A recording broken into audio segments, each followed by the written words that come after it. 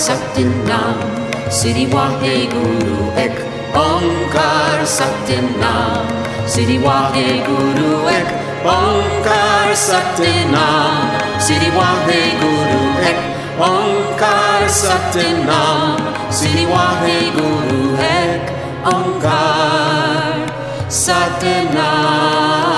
Sri Waheguru. Ago, mudagoro, domiaji, ye mo chavalu, amlema de siade, mo chavalu etaji vodu, umpo mna o, amlema ba amlema le nko vovovo, nko manyayo o, ni matenya yo fogbedo, amlema yo nyi les amlema yo nyi le nkeke, amlema yo nyi lagbe o, kuva lagbe o, lagbe so yimavo. Pokpo ku makpo yo nyi gbedede ku gbe madi o nya amni maganu le tono o yonko o vo epoto le budi ame owo mbi ogbe dogbe gbona ro gbe to ogbo agbeto yin nya gbejo gbenye ne gogo nya gbe won pe ni tosra nchina motawa ni gbenye gbona gbo we won le ma o gambe nkome le mo yo ave no avec mon keke nous la mamanyache moyo to kokore yo moyo ebe tokpo alageji be koko va popo va koko ebe le sanle keke o la lie kaka va ho mulito ye moyo mi apugam le ma apume nsen moyo jinkuru nsen keke séraphin chérubin trône domination puissance vertu principauté archange ange mole yo gbongbo ke demegbe na khose khade siade eye ke le ni gomedo pe ni kundo tajiro no ana gbongbo ha o kekem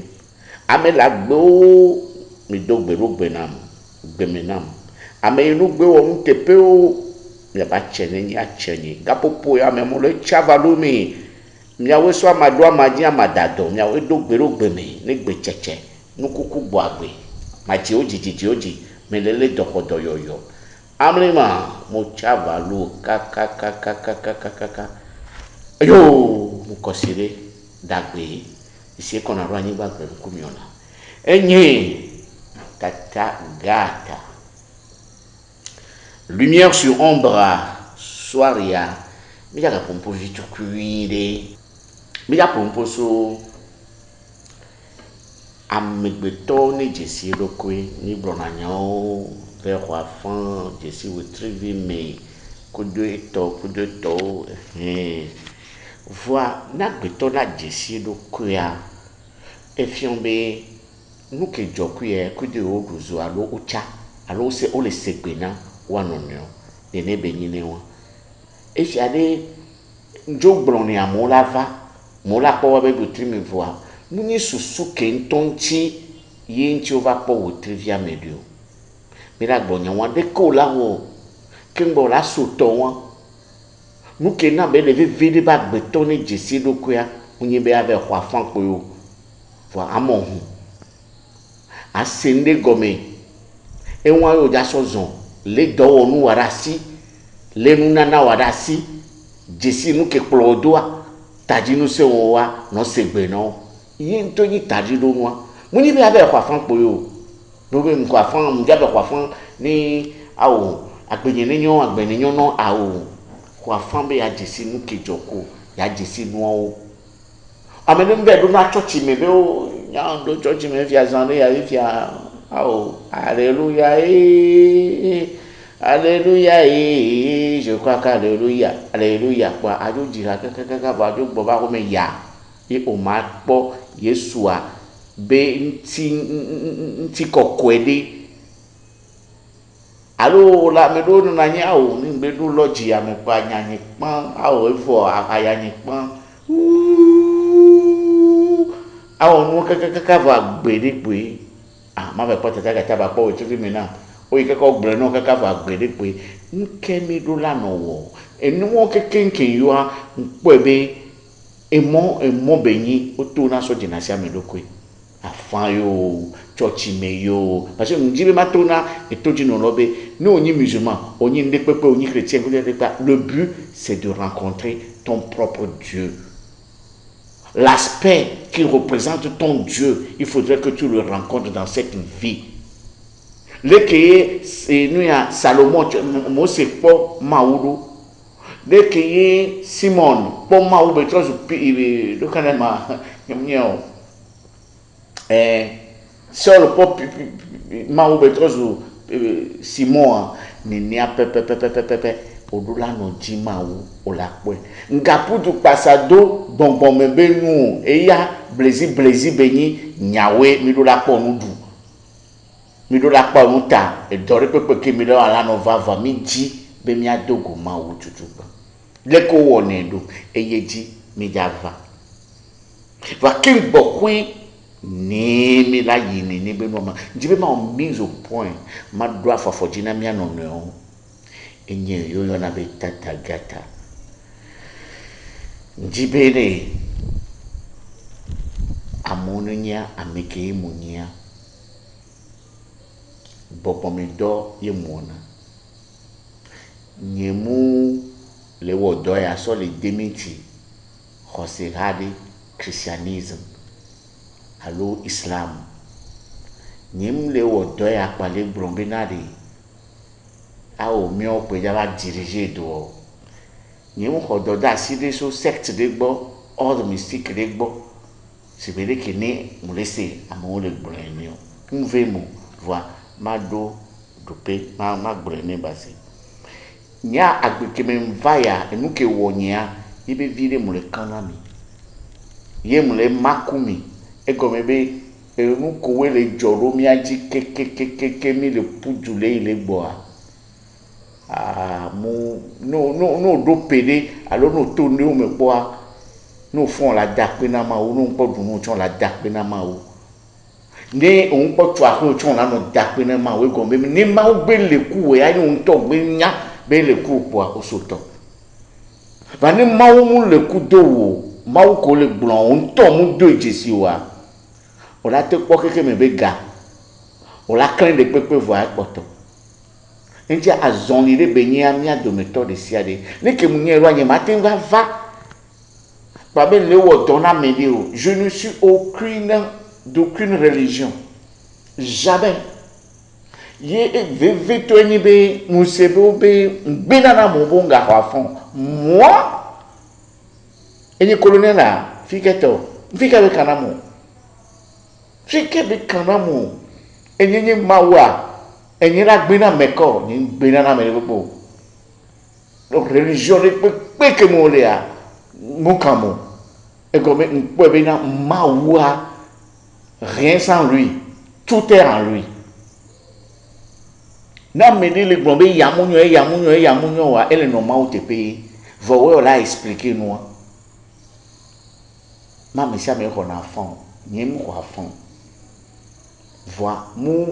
ongbe na mbe ma doko alo ma ya fantonu alo livre gbogbo ko we boy akwa ni ma yi gbongbon me ase afan gome be na me de sova ade gome no va ni ndo na afan ni na me olu ni ngbe po ni ko afan to le pe mi wa jire po ko bo ho ale ni pon ni le to an pon na nu ke pon ni anyi le nu ko chan so na mi wa e ya me ne kona mi akata kata donc no yo tata gata ben ko aswe ko be o chan we je suis en tout sans exception mais je deviens moi-même seul et ne le benye wa et puis ni vodu de tout tous les deux ni o le do to ma so be yi won to ape kan we le ponpona doku le ponpono ngabidio adotom e po nyambio sia ta ewa enye ona be tata gata lo me emile ape non banyani 80 00228 93 02 43 13 et émission une lumière sur ombre qui est les craintes des victimes donc à bien ces musiques vire ne mia valo.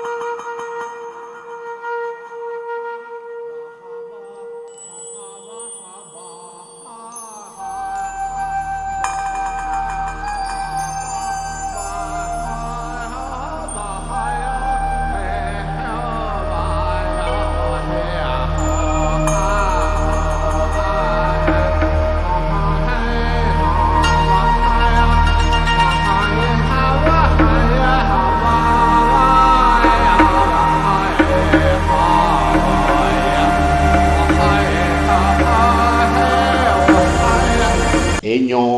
kare di be mi se musique a chambo egbe abetanya enyi be lekeye agbeto do la jesi yedokwedo leke agbeto do la kpo yebe tadivodo alo la segbena mukewe jokwide made ne ogome magbon be no nya agbeto kengbe wa ji o na vague gbo ya mi ma wo ke mi ona be ese oto agbe ono sogbo lisa egome ni be nyonu woto nusu woto be nto enyi sogbo ndokusuku wete sogbo lisa yen ma wo wan ke nko le si mi matenya yovo gbede wa agbe be to nji be ma yo egbe a edu na mi do da agbe gbo amebe mi aba o do de na yi do sovi mi ni na mawo bo a nyemu jina bono broma me anyi mawo ba me ame anyi satana ba me anyi gba ajipo mi abe egoyi won oku mama won le mawo po mawo yelo agbe le mi akata mi ame agbe o to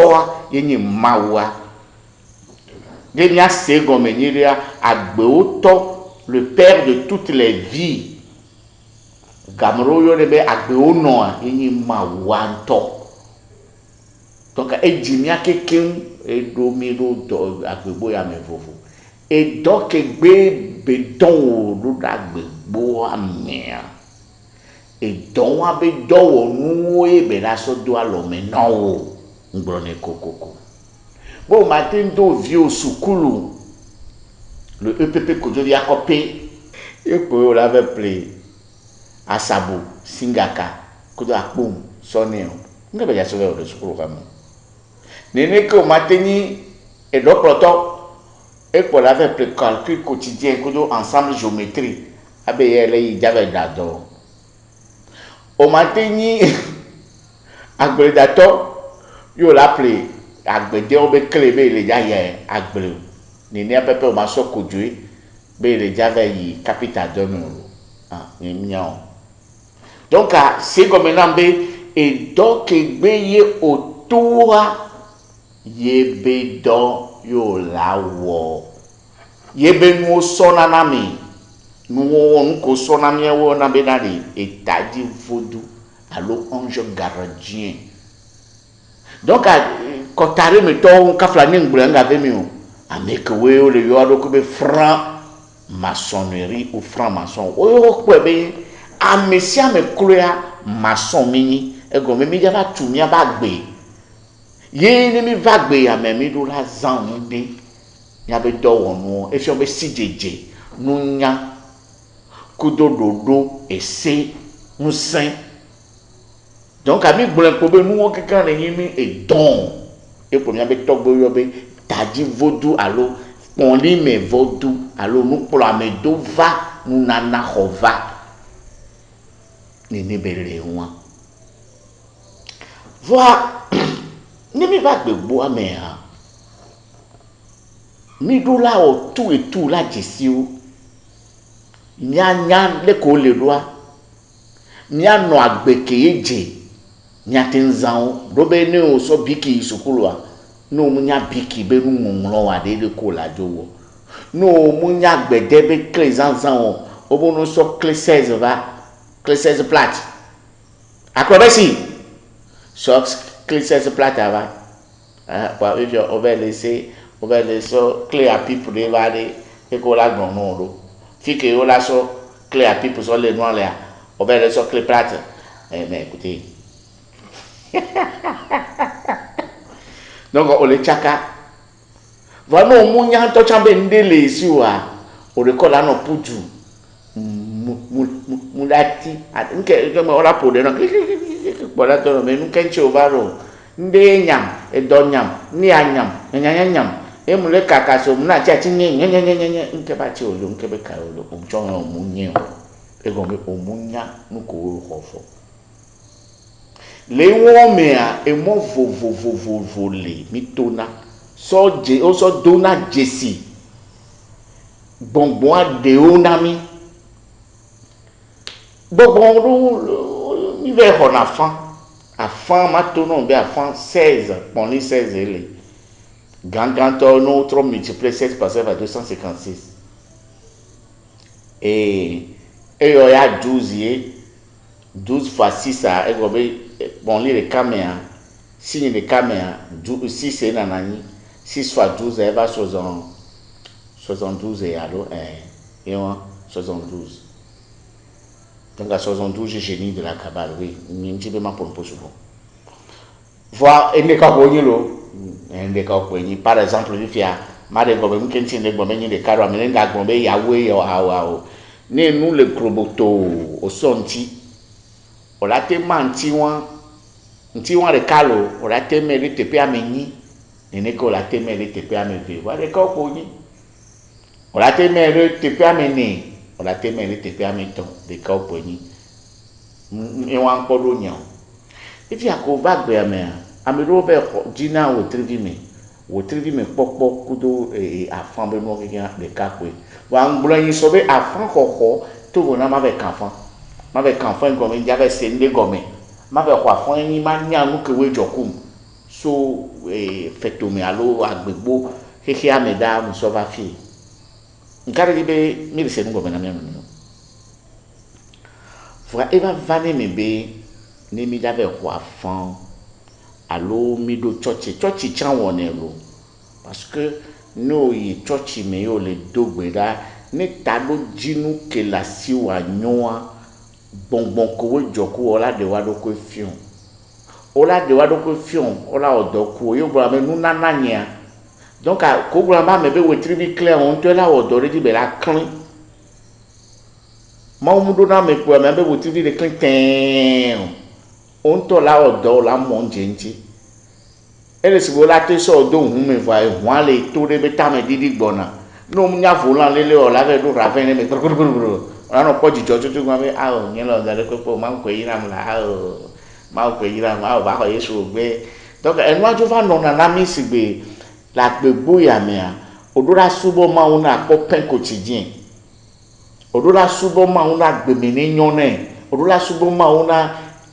famuni neni abela ni won pastor ko fada wa kafa ni mezumo va muni neni abelo la ni we nke do la ni mi are subo ma una jesi ma wo pochela suasio nuke joko wa do la ni nuke gbo to la gbe ame odo la ni agbe wa be taji do mu enye ko ami ni Nigeria ni be nu wan le fi keke me fi awo ho Yesu bravo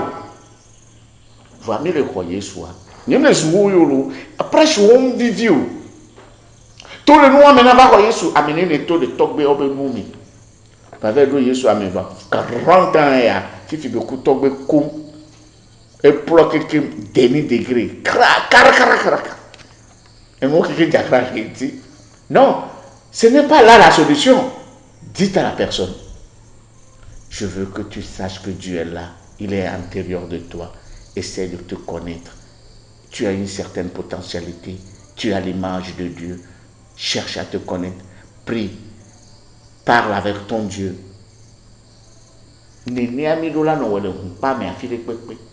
Pour nous beaucoup ma ou tadi nous sincèrement. Va nene que le vodou pas méchant. Ah on va faire be manando do afanye ale. Mna ndo do afanye songa ba ne nu ya ne kinga ba no be mane gbon ka ni va. E no go le gban. Vo we afan ko ko le ne gbon le ne kokoro. Omunya afan ba ma. Boli oba mareka omunya voju kele afan wa me ntochon omumo nje ni pepe ntojo mu kenji ole vive baba sigbanya envigne obe ma kwa fana ma jivi engo mais tu ne travailles pas est-ce que do sukulu omule pe anu wari o la passer ma omunya programme que le année ame o ko la passer do mami awo ni to nya ola ba te nyola odo la no plan Rano plano agbegbo ya me to anu frappe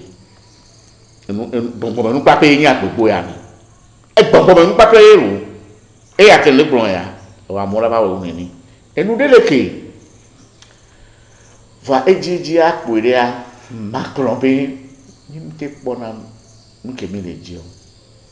beblie be ba kanaro me na mede kare karo ye na fu pepe le keke ami ye na be agbe akeke no va kuro keke me be nunti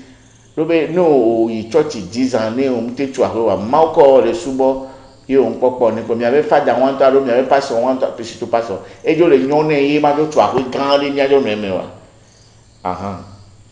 ne paso wan chambi je la ba me on sexe to ni ki mbo ba le do paso ami e ko mi le fio mu ka me o le jo mi le daje na me wo no va yesu me po la tro no kwa fan pa no la nyon no a o la odo e do ame bu ma we na o ni mi nye be amebu ma odo anami wa mettre rekpe ma na nyu guru rekpe ma te na nyu guru c'est pour aller apprendre pas odo il est là no fio mu fo a mu ni be o la va ni krovene o ka planer le gbon be le via me le ane sweke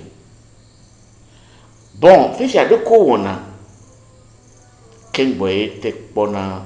mauruma alo te pona mebe tadi vojo ban eni be bonbon me be nu nana ken bo la jesia o la dogo tadi vojo be la de doku fion le ntegame alo dren koko me alo be la no 3 gbe no agbe wala no 3 o do la de susu de o dangbe susu tutu banque o do la so do tameni be mawu le kodo yebe nyena alo yebe mubara ke la jolejia yento e bobeso doto mnyere 1 Dieu est avec moi. Aucun malheur ou aucun bonheur ne viendra de personne si ce n'est que par moi-même. 2 de susu metibe ne mawu le kodo ye akwa ila poga uchito okeke ndi pepe la so ici. Donc mini e ganti o la yido e ve go ni be odura de susu dangbero nbian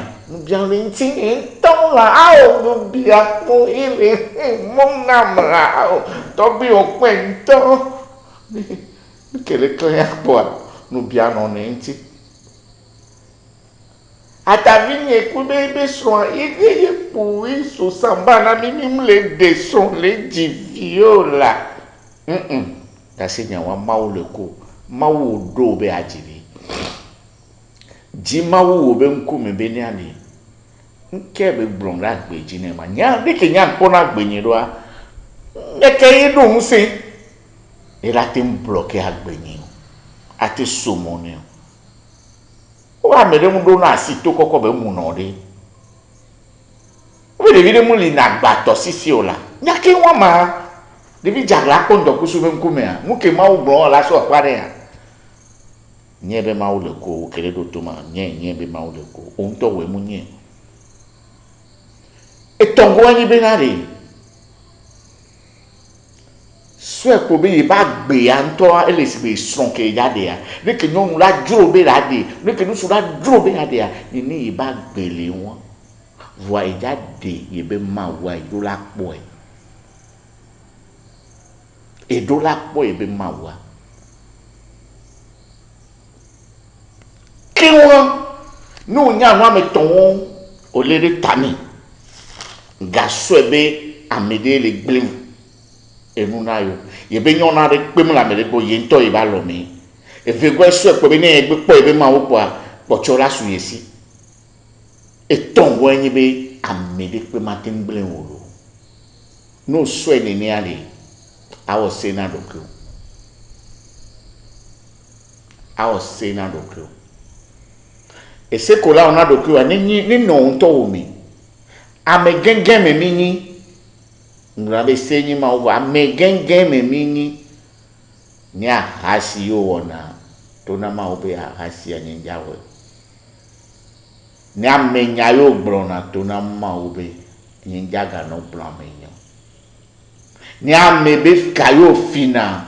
ni amebe nu vena domina wa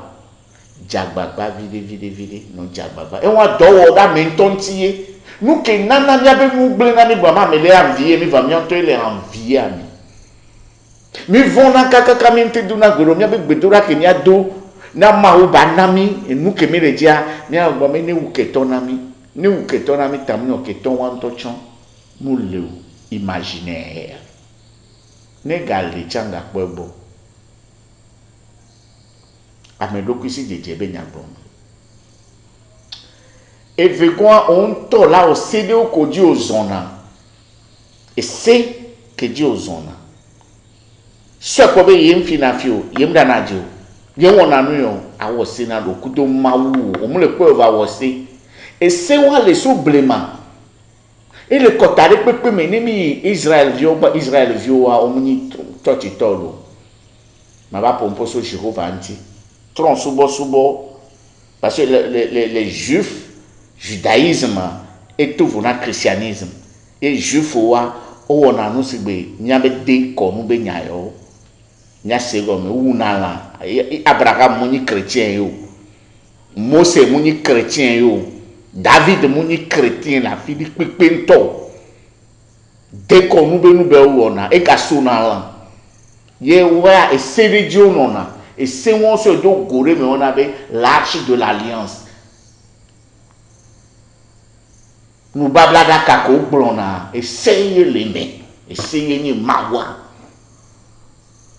ye essayer on gogo ne patapata voilà essayer on rene na me essayer protéger na me essayer chona kwa meji nous besoin c'est dire pour la pompe le dire voilà et mais en tant que mystique bobo memeni mimi tu kore meto ye mi assist du kwa be se wo on to se bagbeto on la nya be yamunyo yo ja so busokuto mawo e se yo so dunazo ku mawo se ko nto do wa e se wa o ma ngore daro ne ju wa te ngore dare e ye mi na be sanctuaire intérieur inastantum nubablada kawa ela no jibe gogrupe no ne jurowa olate ndo anyi sibe vosa meplere late ni vodu de onto do fo nyako gbon le vodu agba onye elate ni pon do ataro wa e ya ntira meto wa gbongbon meto wa e se de yo hanena e se wa ne no me mi wo se e se wa ni Naomi e se angano dalentio adowo e se sikotio e se ododo mezino e se oleledo e se qui e se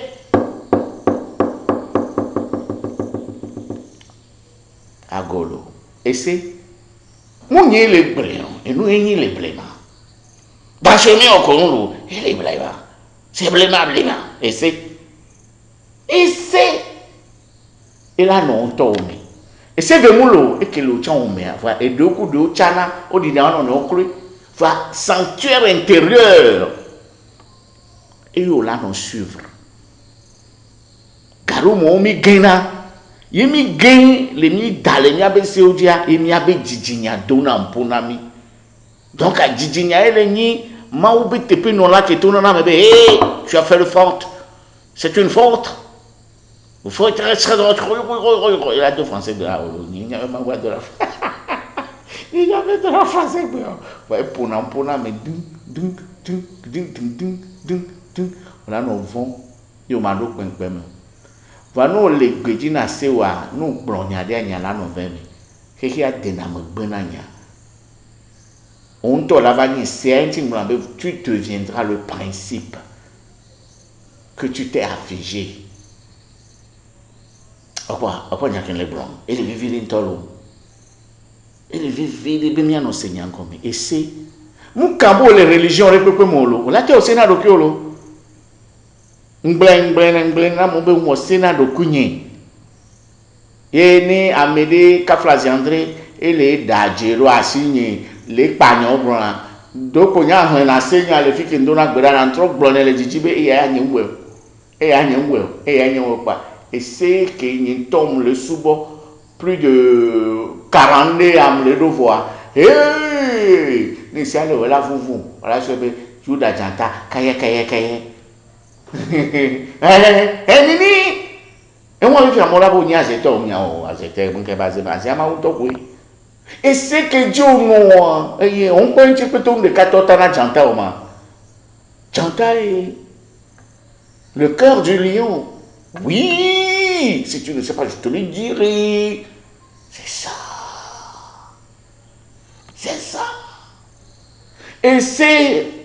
Non, mais les dadjero asio, les guapenyo barabarare, nga kendo meneo. Non, my fadam. Non suivre et c'est wa bon. Non les bena si adina nozon. Ya doji benga kule nous la mentio. Et c'est que la sokuroke on. Gagble nous la mentio. Amede benu mu gave domena wo. Ngaka vatfou. Da merekancho. C'est le simple. On n'a pas mis que donc c'est que nous avons et couvrir na ma c'est na me nous c'est. Ma omu le so ou c'est. Yenti blemame to subo l'arche de l'alliance. Mais votre arche de l'alliance se trouve dans votre fort intérieur, votre sanctum intérieur. Ye djidji olano yisea mais olano yeme djidji, tu vas fréquenter ton sanctuaire intérieur, comme le diraient certaines personnes que je salue de passage.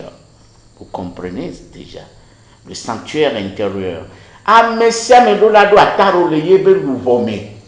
To se que dit les gens. Yo les gens c'est on dit que ça va sina. Trop zona agbe. Et trop va zona bonbon. Yo on avait égrégore. On les développer on tord au cul tout et c'est que non c'est Dieu godo ya ya me de l'encono pour le tourner dazoroje you lost your time my brother, my brothers and my sisters. You lost your time for nothing. Tu perds ton temps pour rien du tout. Et ne vous dites, mais tiens,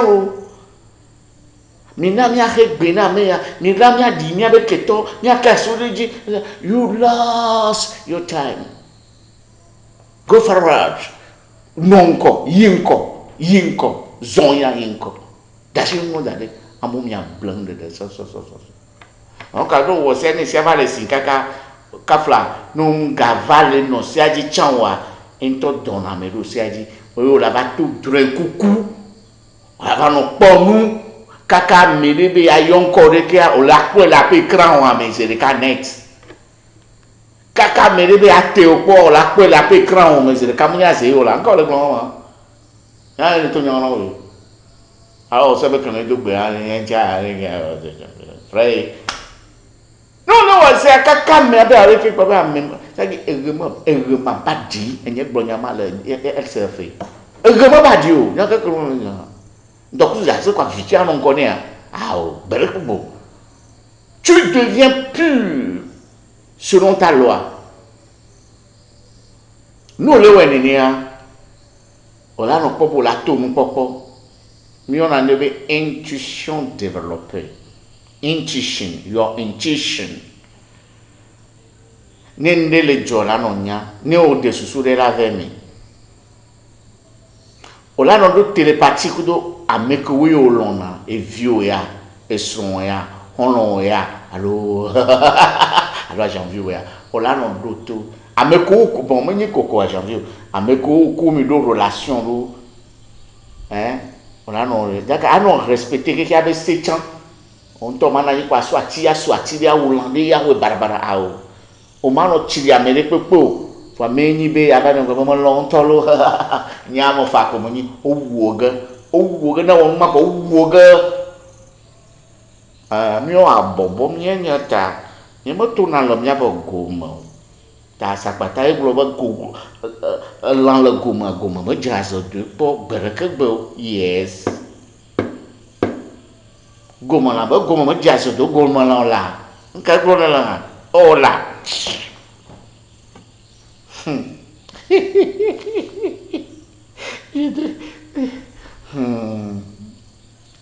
nele ola no yinko baba gage de ola tote et c'est l'eau et c'est fifia ve to aller amo blanc avec yo c'est le matin gbé o wa no yo sea esea no kenti nyemu gina mo no yo sere wa eseke do ame ele si ba me mama me amede makwa ma o me so to na o nyanya mo le d'accord tout à fait on l'a té une fois passant comme c'est les na me si be sron weni oku sron pe la ko mi ba ma mi ano no ba ma me na me le ba no ko nya le se o bo la no to na o enya de o le se amatin ble enya wa le louche egbe ma fion le ke yo wona ma glo ma da o la po se o il faut de l'abnégation. Il faut savoir ce qu'on est en train de faire. Il faut avoir une foi, il faut avoir la patience. Au-delà de Djibori, au-delà de Koutrikoukou, au-delà de Akareji, nous Kenyafion et la Veme, et Vanem, dans ma fion est simple. D'autres mieux de né au dos sanctuaire privé au Lémé, Gassia Gamea, nous d'Adam, en London, donné Niam les manos, au delà non laissi boué, au gâté laissi, au laissi de la idiot, n'a me dit que d'Adam, on est cousichon. Nous, ma cousichon, j'en vais non, à filer qu'il y a la podo nuit ou le capé. Nous, d'Adam, on doit badia. Yidoku o me vitu kwinde apo nupo na mawu nyenya de koko la yo ni atone be mula gbe ame jiji nyema ku yo la do bon na mo njibe makpo ponupo na manya meke munia enya ya ni no pipa no enya vitu kwinde po benyi ngano de susubere et soko fetito ya lem le ka janvier nya pom ro on ambena e nya le si ele yafide oh devi aller ebe skula pe ya me ya nyone kanami ke nton ja sa e poto e ha non lo be nu keke c'est comme on ja dans un coup de son o ja blanche o nya gado muwa no ja ponpona mawa eno la se ba jan elo na meke me nya jan diji o mata ponpona mawolo a jan ya onye no gbona na mawolo mawa monto ba intimity le ko gbonero e pe mo ton intimité ton fort intérieur nous ko gbona na mewa yo la no gbonero yo no gbona voir attends maoula pono et drain le ola ku no npo togbe ore ola po mama ore ola po gbongbon la pono la fion wa folope a o to mu lo no mu lo la o po mayo me ke gbo be mayima ne mu nyi wo ta flache me ke gbo be mayi ne mu nyi wo yo do la pono ma ola de do kofio ma wa mrimaye ni de do kofio no mu se gomo no fonze le kaga to dogbera nebe a o toni mu se oponupo vani mu se gomeo o mu sona lododo panavio de mena ma se gome don mai fin me le ben ko ni don mai fin la ponupo namla no bio mawu le alon ba oji wa omu jate pe o ma wa nyana de kiyi do pe ke be do no le ko so e do ke ngbo le yu e be ni vazena yi na be mose o po e amedo po e le wa ba lon don me o so fun na so wo sa me pli e le bible ami mi o me do mi we mi tenya be enu le o la se agbe o gomi munyi afanko yo o panfan vo ele vo odu la trop du contact que do noa ni va no tutu banko bi ona ni who are you nko ode ni te yonko no pe vo mi duzo e won e go be ma o gbon la fi pe a appelle-moi par ton nom, par mon nom, je te répondrai. Nkolema aussi. Amesia medun kotoke. Spécial que la yone be mawa. Eleve vere. Oh, non ye bevi. No munyewa. O matin well. E ya no jagbagba kakaka be yebe nkona wa. Evo. Osoto. No be akpo million la po e. Ni laissé maintenant wa ewa. No kumi duso so feto me. Même ya po million a ewa. No kumi duso be na de nui o java wa eye be la to no. Yo we chon la po jijo. E jere mo ni gapo yo pona. Ke bo nyana be ma o le kwa me olo. Kencho yon kona Yesu be Dieu est avec nous et bon mais mi a to me to de pe ma o le koute mo kan ko se ha ke me olo. Mouquin, oh, non. Il n'y avait pas sur il n'y a pas de mais là, moi, on est pour. Famille de la Sainte comme. On préparait, et que n'y tombe excusez-moi, on préparait. On fait un amour, on est au bonnet. Ma un ami, il a quoi. Et il veut vers l'eau. Nous, on est, on l'a doublé. Ne m'a oublié, non, bon, les lazins. Bon, aider avec la joie, aider à la va, et la donner peu gomme non. Et de retourner du soir, mais de tomber au dit. Et de peu mon diable va tourner, mais tomber au roi, et nous baronnions. Jamais. Ma ou Antonia qui me dort pour moi. Et la fion que tombe, et le collant qui me l'a sauvé ou. Ma ou mana me domo, et poté na me. Na me que les sommes ou que les mames de me bleu. Et poté, c'est-à-dire, il réunit plus qu'il divise. Dieu qu'on va vous dire qu'il divise, c'est le diable, le cornu. C'est lui-même ça. Le vrai Dieu réunit, assemble, unir. J'ai dit quoi, hein? Unir? Bon, laissez tomber. J'ai pas dit ça. Les gens vont me regarder. On y a quoi, bon? On dit. Nous déjà dans le français, mon Dieu,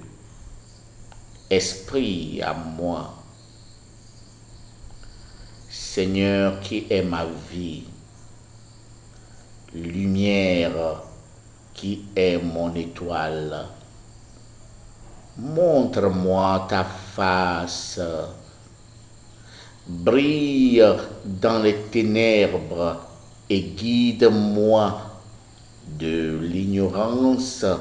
à la sagesse. Révèle-moi tes saints noms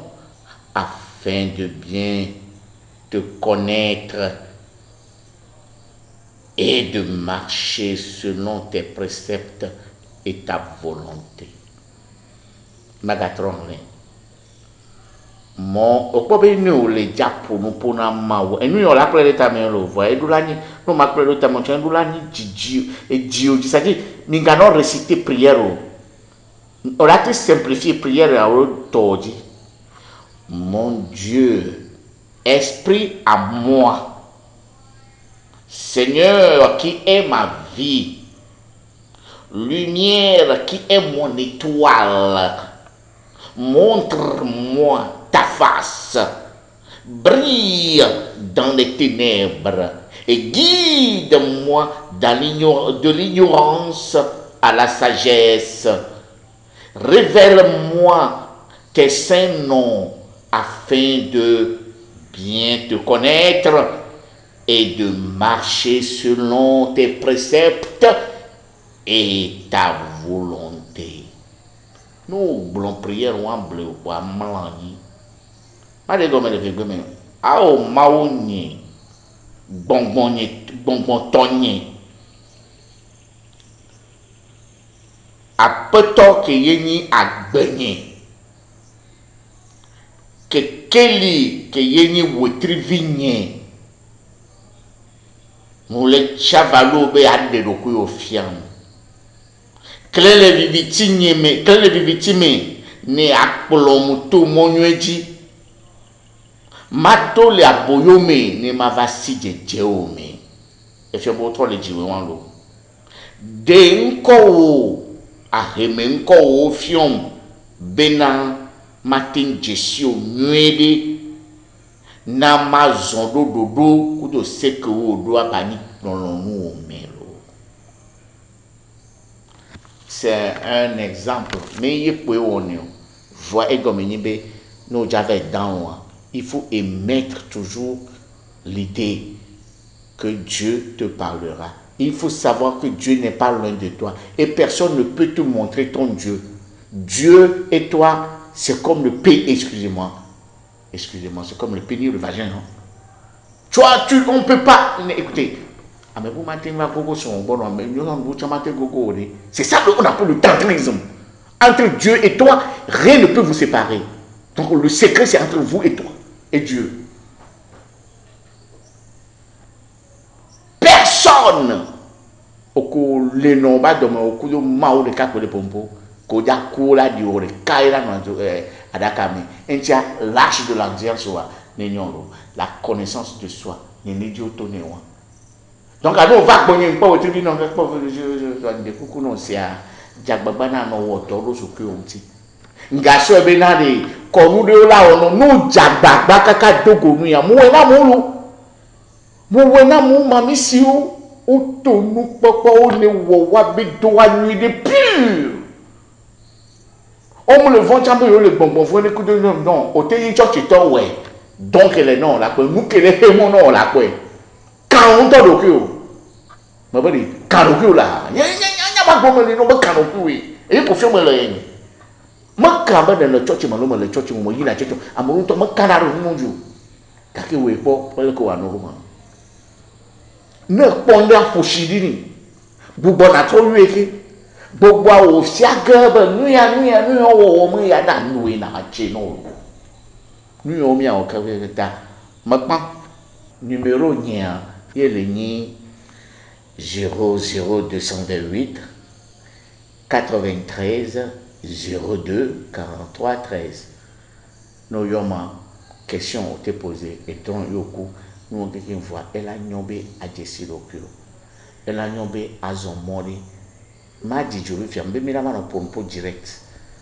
mina no mission ko la no yo peut-être ni chama no zin ni jina mazin